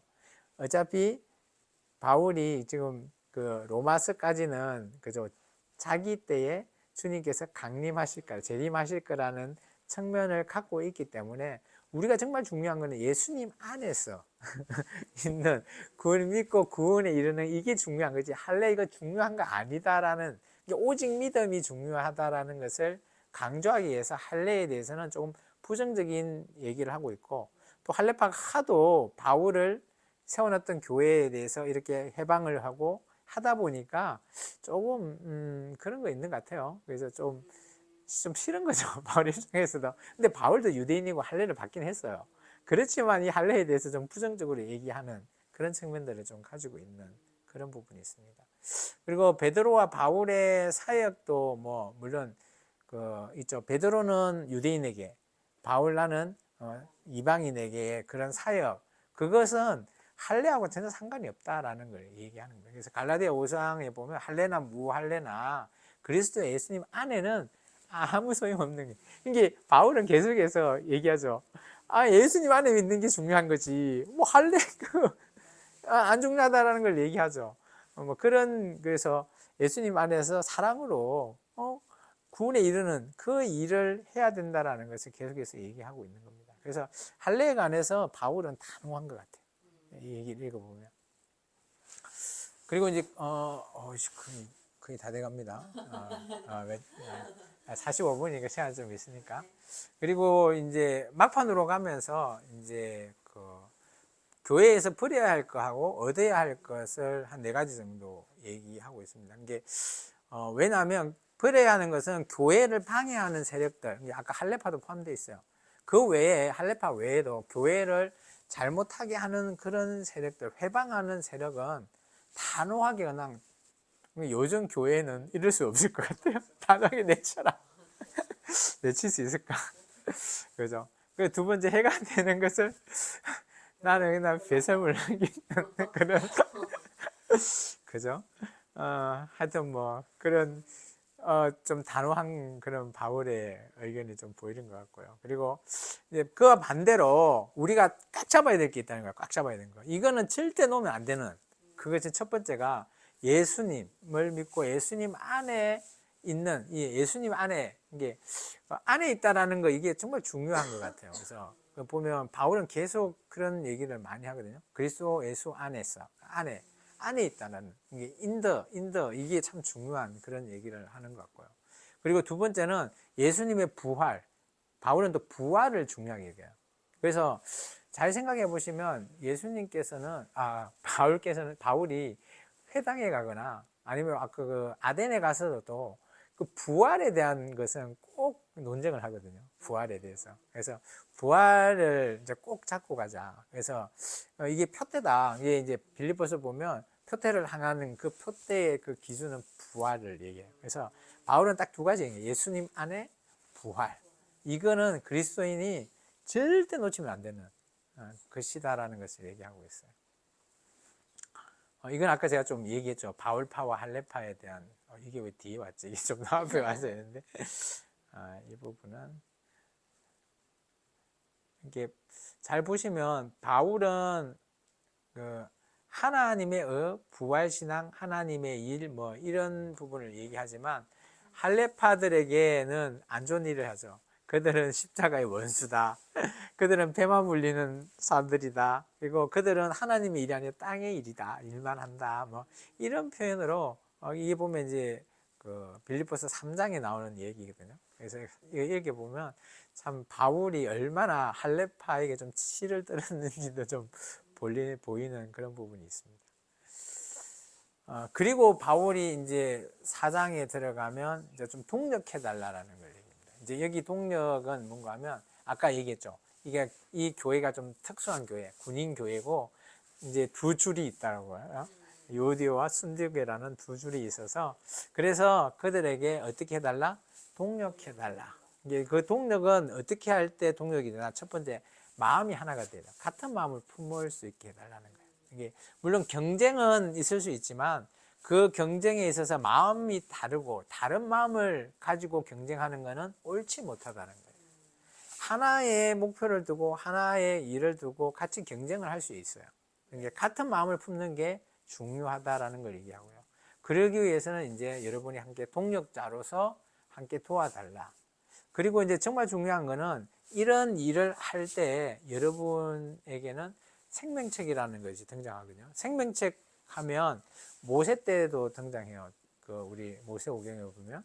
그리고 어디에 기억이 많이 되는가 하면 이 요한계시록 그 끝에 21장 보면 백보자 심판할 때 생명책, 여러 가지 책 중에 생명책을 얘기하거든요. 그 부분을 한번 볼까요?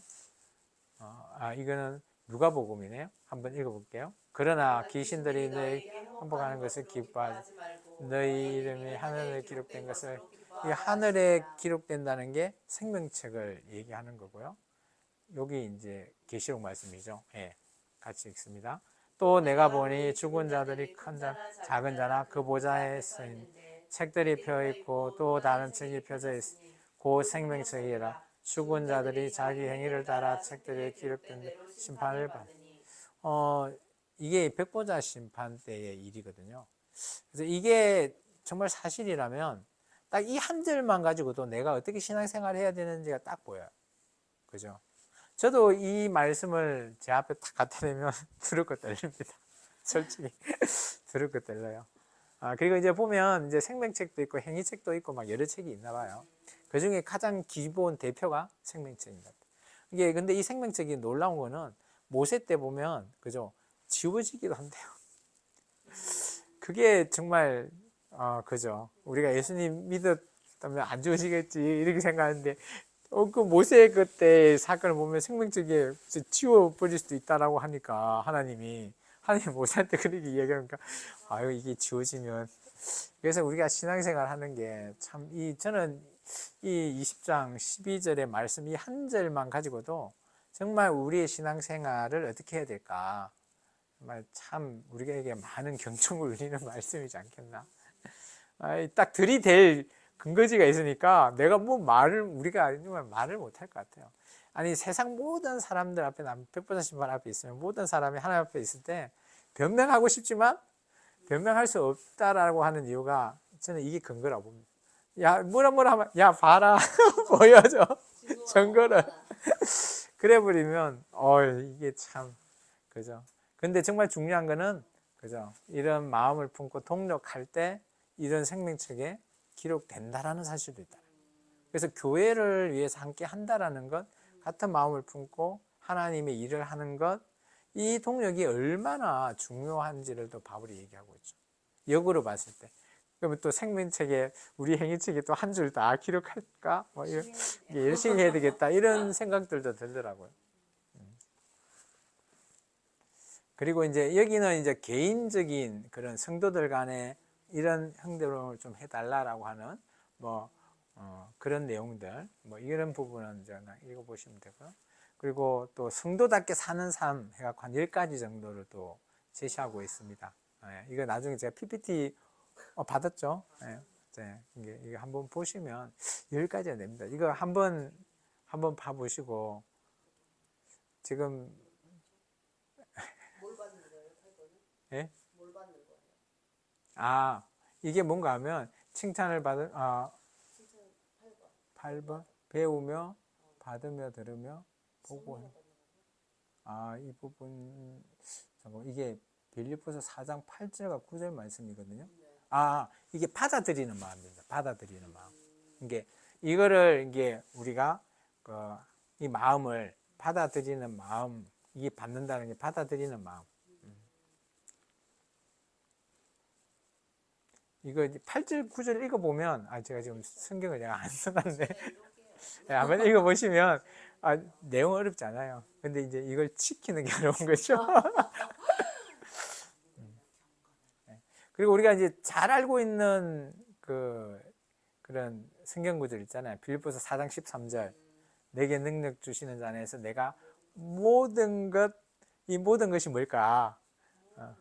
모든 것을 할 수 있다. 우리는 어떤 간에 이 말씀으로 아무데나 잣대를 대잖아요. 근데 저는 충분히 될 수 있다라고 저도 봅니다. 모든 거 할 수 있다라고 하는. 근데 이제 이 빌립보서를 기준으로 했을 때는 한 5가지 정도. 첫 번째, 형편을 바라보지 말라. 두 번째는 감사함을 하고 만족해라. 그게 모든 거. 세 번째, 너희도 일체의 비결을 나처럼 좀 배워라.